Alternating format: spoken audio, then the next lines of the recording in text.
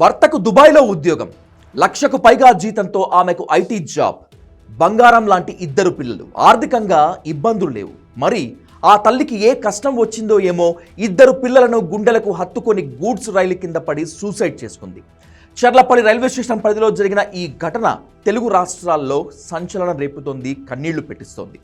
సూసైడ్కి ముందు సీసీటీవీ కెమెరాలో రికార్డైన తల్లి పిల్లల విజువల్స్ ఎంత ఆపుకున్నా కన్నీళ్లను ఆగకుండా చేస్తోంది.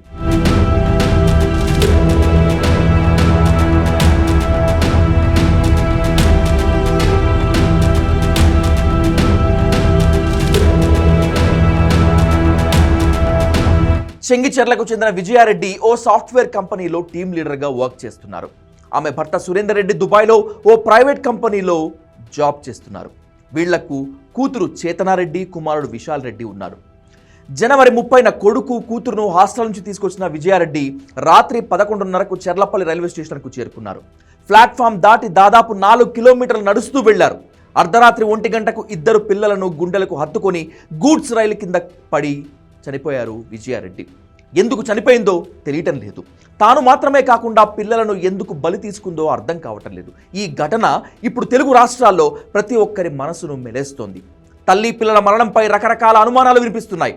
విజయారెడ్డి ఫోన్కు ఓ వ్యక్తి నుంచి సారీ మేడం, మరోసారి తప్పు చేయను అనే మెసేజ్ కనిపించింది. దీంతో ఆమెకు ఆఫీసులో ఏమైనా ఇబ్బందులు ఉన్నాయా అనే కోణంలో దర్యాప్తు జరుపుతున్నారు. ఇక విజయారెడ్డి కార్ పార్క్ చేసిన తర్వాత చర్లపల్లి రైల్వే టెర్మినల్లో గంట పాటు పిల్లలతో గడిపినట్లు తెలుస్తోంది. 9వ నెంబర్ ప్లాట్ఫామ్పై ముగ్గురు నడుచుకుంటూ వెళ్తున్న దృశ్యాలు కెమెరాలో కనిపించాయి.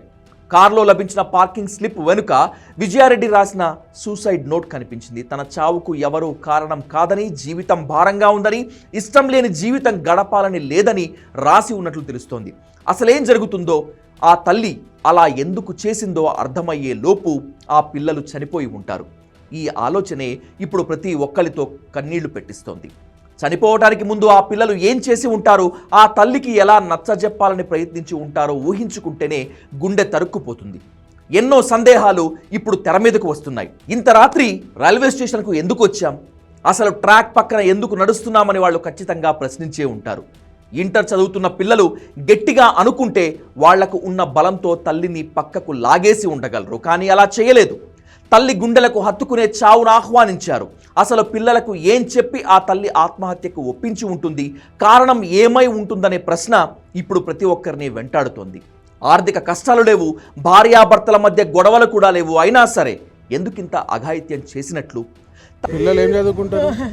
పిల్లలు ఇంటర్ సెకండ్ ఇయర్ అమ్మాయి, ఇంటర్ ఫస్ట్ ఇయర్ అబ్బాయి. అమ్మా, అంటే అల్లుడితో ఏమన్నా గొడవలు అసలు వాళ్ళు కొట్లాడుకోరు, అసలు ఏదైనా నాకు అన్ని తెలుసు. ఇంట్లో తల్లిదండ్రుల మధ్య సయోధ్య కుదర్చాలని ఆ పిల్లలు కూడా అనుకుని ఉంటారు కదా. విజయారెడ్డి ఫోన్కు వచ్చిన మెసేజ్కు అర్థం ఏమిటి? సారీ మేడం, ఇంకోసారి తప్పు జరగదనే మాటలను ఎలా అర్థం చేసుకోవాలి? ఎవడో చేసిన తప్పుకు తాను ఆత్మహత్య చేసుకుందా? అసలు పిల్లలు కూడా ప్రాణాలతో ఉండొద్దని ఎందుకు అనుకుంది? ఇవే ప్రశ్నలు ఇప్పుడు అనేక మందిని వెంటాడుతున్నాయి.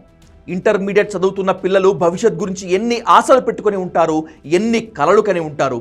గంటన్నరలో వాళ్లను ఆత్మహత్యకు ఎలా ఒప్పించగలిగింది? చనిపోవటానికి అంత బలమైన కారణం ఉందా అనే ప్రశ్నలు వినిపిస్తున్నాయి. తను చనిపోవటమే కాదు, పిల్లలను చంపటం దారుణం. చావాలి అనుకుంటే కారణాలు 1,00,000 ఉంటాయి, బతకటానికి మాత్రం కారణం ఒకటే ఉంటుంది.